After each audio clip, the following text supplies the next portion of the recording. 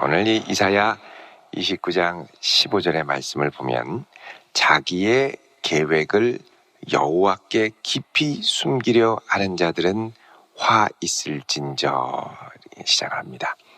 여기 자기의 계획, 이 계획이라는 말이 이제 히브리어로 애차, 그래서 도모하는 것, 기획하는 것을 말합니다. 그러니까 하나님께 아뢰지 않고 내가 기획을 하는 거죠. 아주 철두철미하게 기획을 합니다. 근데 이 기획을 하나님께 말하지 않는 이유는 하나님이 그렇게 기뻐하지 않으실 것을 알기 때문입니다. 자기가 알아요. 그럼 이들이 지금 말하고 있는 이제 하나님의 뜻에 반하는 계획, 도모라는 게 뭐냐? 여러분 30장 이사야 바로 뒤에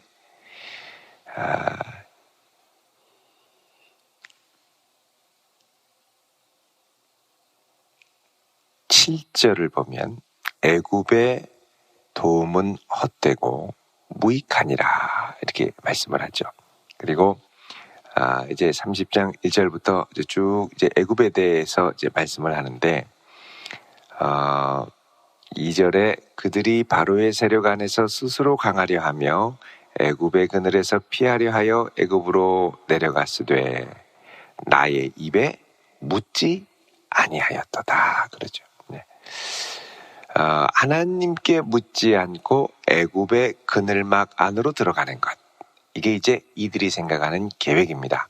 구체적으로는 어떤 거냐? 31장 1절에 보면 도움을 구하러 애굽으로 내려가는데 말, 병거, 마병을 이들로부터 수입해서 군사력을 강화하기를 꾀하는 것이죠. 그리고 이들의 이 병거, 마병은 이제 사실 말만 가져와서 되는 게 아니라 말을 잘 타는 군사들, 용병들도 데려와야 된다는 겁니다. 그러니까 전체적으로 애굽을 의지하려고 하는 것. 그러니까는 이 사람들은 우리가 아수르가 이렇게 우리를 협박하고 북이스라엘도 멸망시켰으니 빨리 애굽에 가서 의지하고 애굽의 병마와 군대로 우리의 약한 전력을 보충해야 됩니다라고 하면서 이제 계획을 세우는 것을 말합니다. 근데 이렇게 계획을 세우면서도 15절에 누가 우리를 버리야, 누가 우리를 알랴 하니 이렇게 얘기하죠. 그러니까는 하나님 설마 이거 갖고 뭐라고 하시겠어? 우리가 살아야 되겠다는데 하나님도 놔두실 거야, 이렇게 생각하는 사람들입니다. 그러니까 자기 계획을 하나님께, 그러니까 하나님 알면 골치 아프다는 겁니다. 여기 깊이 숨기려 하는 자들이라고 그러죠. 그러니까는 요거는 하나님 아시면 안 돼. 여러분 우리도 보면 하나님 앞에 모든 것을 행하는 것 같지만 내가 생각하는 계획, 특히 이것이 나의 유익, 생존, 또 금전적인 유익, 생존, 또 사업, 나의 이 출세, 입신양명 이런 것들과 아주 긴밀하게 관계되어 있을 때는 기도를 안 하는 경우가 많습니다. 기도도 안 하고 저질러 버리는 거죠. 또 기도하면 자꾸 마음이 어려우니까 아예 기도를 덮어버립니다. 자꾸 하나님으로부터 요나처럼 깊이 숨기고 도망가려고 하는 거죠. 자, 그런데 하나님께서는 이렇게 하나님께 의뢰하지 않고 다른 것을 의지하여 내 운명과 앞길을 결정하려고 하는 것을 16절에 보면 패역함이 심하도다 이렇게 말씀합니다. 너희의 패역함이 심하도다. 여기 이 패역이라는 말은 뭐냐? 지금 하나님과 이스라엘의 관계가 주군과 봉신 간의 계약 관계라는 걸 의미합니다. 주군을 모시기로 결정을 했으면 주군을 주군답게 대우하고 주군에게 내 모든 것을 아뢰고 부탁하고 맡기고 이렇게 해야 되는데 주군은 상관없는 일이야. 이거는 주군과는 상관없는 일이야. 이건 내가 알아서 할 거야. 그리고 내 운명을 좌지우지할 주군과 나와의 관계를 제쳐두고 엉뚱한 애굽에게 내 운명을 맡기는 것. 참 어리석죠. 하나님께 내 모든 길을 맡겨야 됨에도 불구하고 엉뚱한 사람에게 내 모든 것을 맡겨버립니다. 그동안 하나님의 은혜로 왔다고 고백하지만 내가 정작 결정해야 될 내 앞길을 좌지우지할 중요한 결정 앞에서는 하나님께 의뢰하지 않고 그냥 확 저질러버리고 맙니다. 그래서 우리가 모든 일을 기도와 간구로 맡긴다는 게 생각보다 쉽지 않습니다. 마음으로는 맡길 것 같죠. 근데 실제로 내 모든 고민 중에 나만이 하는 깊은 고민이 따로 있다는 것. 이거는 하나님께도 기도가 안 나와요. 나만이 갖고 있는. 그리고 나머지 일반적인 건 하나님께 맡기죠. 근데 정말 깊은 고민을 맡길 수 있어야 하나님께 내 모든 걸음을 맡기는 것이 됩니다. 하나님께서는 이것을 패역함으로 보시고 뭐라고 말씀하시냐면 16절에 토기장이를 어찌 진흙같이 여기겠느냐, 지음받은 물건이 어찌 자기를 지은 이에 대하여 이르기를 그가 나를 짓지 아니하겠다 하겠으며, 빚음받은 물건이 자기를 빚은 이에게 대하여 이르기를 그가 총명이 없다 하겠느냐. 자, 토기 그릇입니다.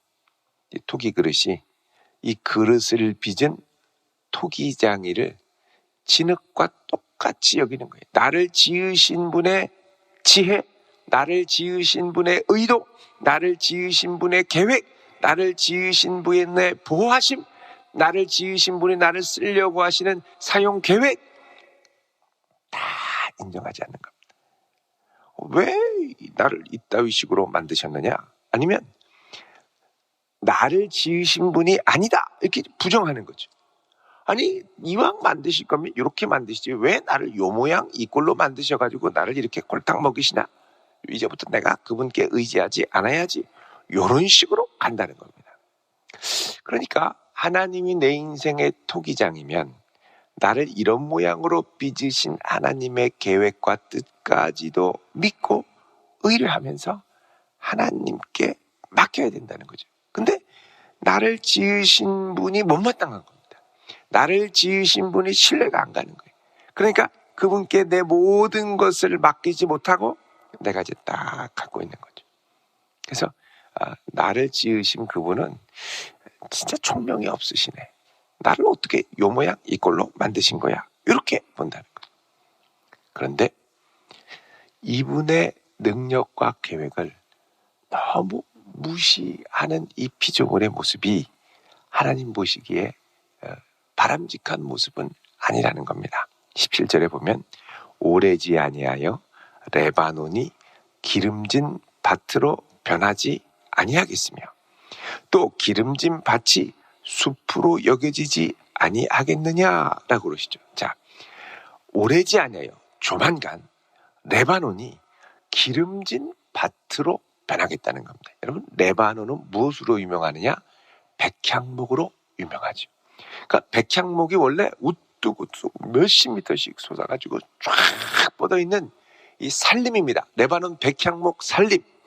그런데 그 백향목 산림이 무엇으로 바뀌느냐? 하루아침에 기름진 밭, 많은 토산을 내는 밭으로 변한다는 겁니다. 이게 이 천지개벽하는 역사죠. 경천동지하는 역사입니다. 이런 놀라운 역사를 일으키실 수 있는 분이 누구냐? 하나님이라는 겁니다. 또 그렇게 기름진 밭으로 변했다가 어느 한순간 다시 레바논 숲으로 또 바뀌게 되죠. 자, 이런 하나님의 능력을 의지하지 못하고 신뢰하지 못한다는 겁니다. 자, 이렇게 되면, 이렇게 하나님의 역사를 의지하지 못하면 살림이 밭으로 변하고 밭이 살림으로 변하는 것처럼 하나님께서 이 세상, 지금 자기들이 지혜 있다고 생각하고 머리를 쓰고 계획을 짜는데 이 계획을 하나님께서 뒤집는 역사가 일어나게 된다는 것입니다.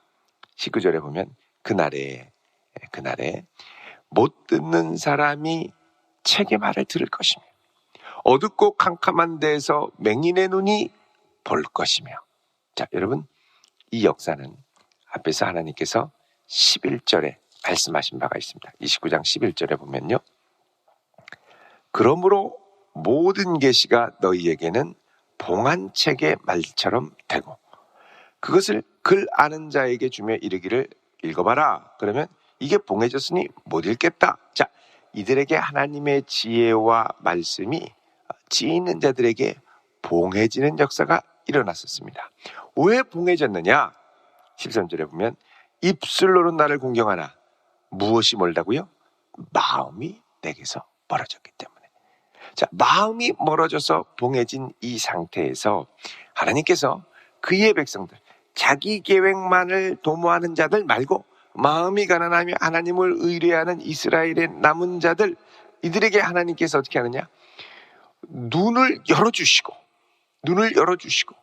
귀를 열어주시고, 그래서 하나님의 계시의 말씀을 듣고 보고 깨닫게 하는, 그러니까 세상에 지혜 있다 하는 자들에게는 지혜를 가리시고 세상에 지혜 없는 자들에게는 지혜를 여시는 지혜의 뒤집힘, 지혜의 전복의 역사가 일어나도록 역사하신다는 것입니다.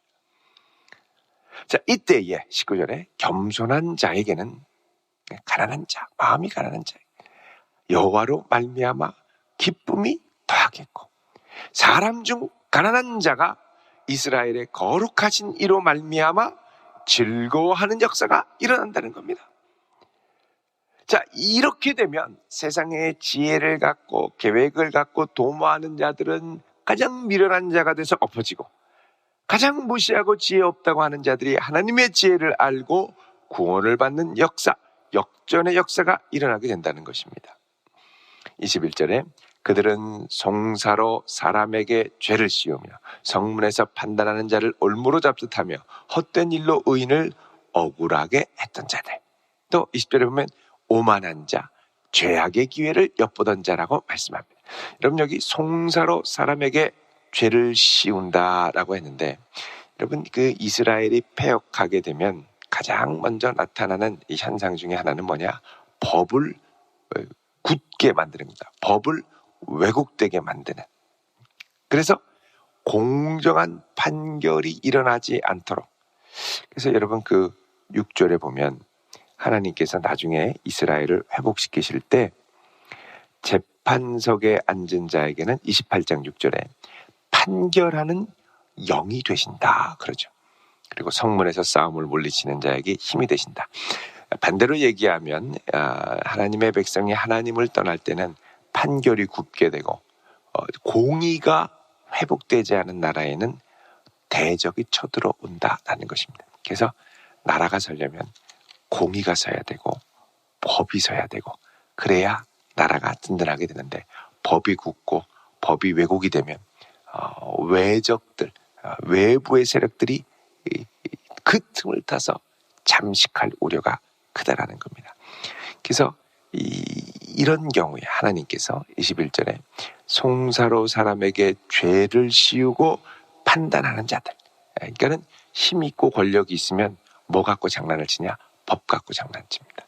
법을 왜곡하고 법을 비틀고 법 위에 군림하려고 하고. 자, 이런 자들을 하나님이 올무로 잡듯하며, 그러니까 이런 자들이 누구였느냐? 자기의 계획을 여호와께 숨기는 자들이라는 겁니다. 헛된 일로 의인을 억울하게 했던 이들, 자, 이들을 하나님이 뒤지는 역사가 일어나게 하신다는 거죠. 22절에 그러므로 아브라함을 구속하신 여호와께서, 자, 여기 처음으로 하나님께서 아브라함을 구속하셨다라는 표현이 등장합니다. 아브라함이 구원받았다는 거예요. 아브라함이 그럼 무엇으로부터 구원받았느냐? 자, 이런 세상의 지혜자들로부터 아브라함은 미련하지만 구원받았다는 겁니다. 자, 아브라함을 하나님께서 구속하신 사건이 크게 한 2번 정도 나오는데, 먼저는 약속의 땅 가나안으로 갔을 때 기근이 오니까 애굽으로 갔다가 하나님께 자기 계획을 아뢰지 않고 도모를 한 거죠. 어떤 도모입니까? 아내 사라한테 너 나 동생이라고 그래, 오빠라고 그래, 너는 나의 누나야, 뭐 이런 식으로 해가지고 부부관계가 아닌 것처럼 그러다가 빼앗길 뻔하지 않았습니까? 그런데 하나님이 아브라함이 자기 도모로 망하게 생긴 것을 특별하신 은혜로 개입해서 구원하셨습니다. 또 나중에 보면 20장에 보면 블레셋의 그랄 왕 아비멜렉이 아브라함이 우물을 파면 막 빼앗고, 또 아브라함의 아내 사라를 또 데려가려고 그러죠. 이게 이제 아브라함이 또 누나라 그러니까 또 뺏어가려고 그럽니다. 그래서 이렇게 자기 도모로 자기 안전을 확보하려고 하던 아브라함의 시도가 무너지고 항상 위기 가운데 빠지게 되죠. 이런 위기 가운데 빠지게 되는 아브라함을 하나님이 긍휼히 여기셔서 항상 구속해 주셨다는 것입니다.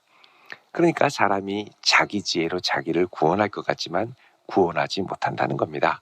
그래서 그렇게 믿음의 조상 아브라함도 그 믿음을 지키지 못하고 자기 지혜로 스스로를 구원하려다가 망하게 생겼던 것을 하나님이 구원하셨는데, 이런 여호와께서 이제 야곱 족속에 대하여, 이스라엘에 대하여 말씀하시는데, 이제 야곱이 부끄러워하지 않겠고 그 얼굴이 창백해지지 않을 것이고 이제 나의 구원을 보게 할 것이다.